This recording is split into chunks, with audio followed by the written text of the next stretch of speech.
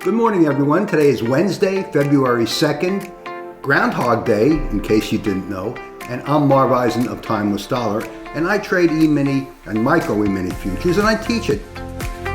I start out the day looking at the economic calendar to see if there are going to be any market-moving announcements prior to the open or during the open that are going to move the market. And today, February 2nd, we have the ADP Employment Report, and that typically does have an effect in moving the market.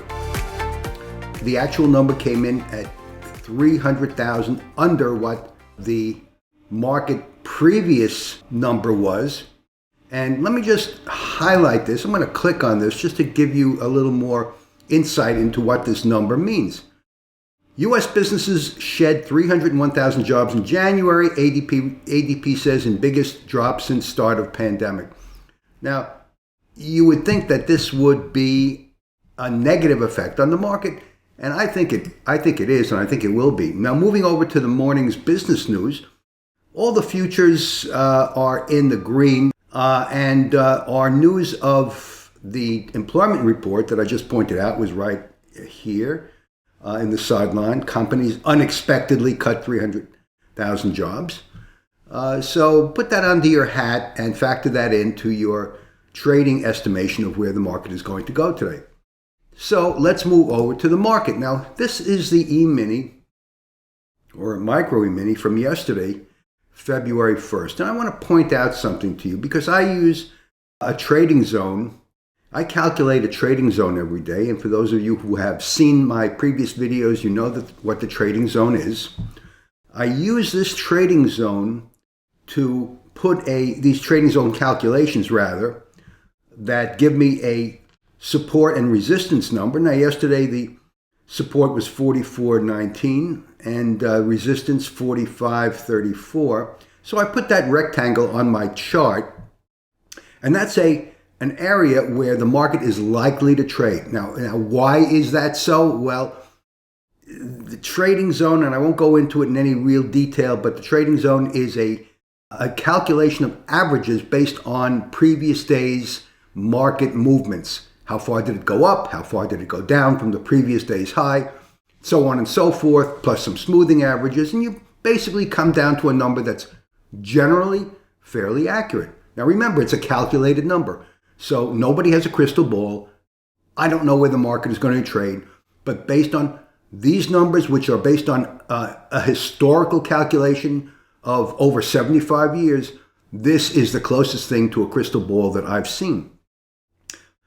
For day traders, that is. Nevertheless, I add another level, another price level onto my daily trading calculation, and that is the previous day's close. Now, the previous day's close was 45.02. The market opens either at or below or above equilibrium being the price where it last closed. This is right here. This is the equilibrium price, and this is what I take every day as being the equilibrium price. This is where buyers and sellers decided on the previous day the market should settle, okay?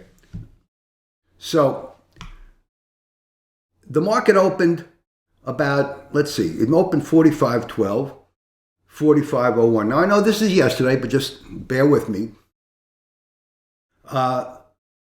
The window closed quickly down 10 points. Let me make this chart bigger so you can see it a little better. Okay. The market quickly closed down 10 points after a little bit of a stop run to the upside. And if you did that, you should have gotten off if you're trading the way I do, because this equilibrium is a target level. These three prices of support, resistance, and the previous day's close are target levels. Don't look at them at anything other than target levels. And the market closed down to close our window. And after that, where's the market going to go? Well, it bounced up to where it opened. I had no idea. You had no idea. Nobody knows where the market is going to trade.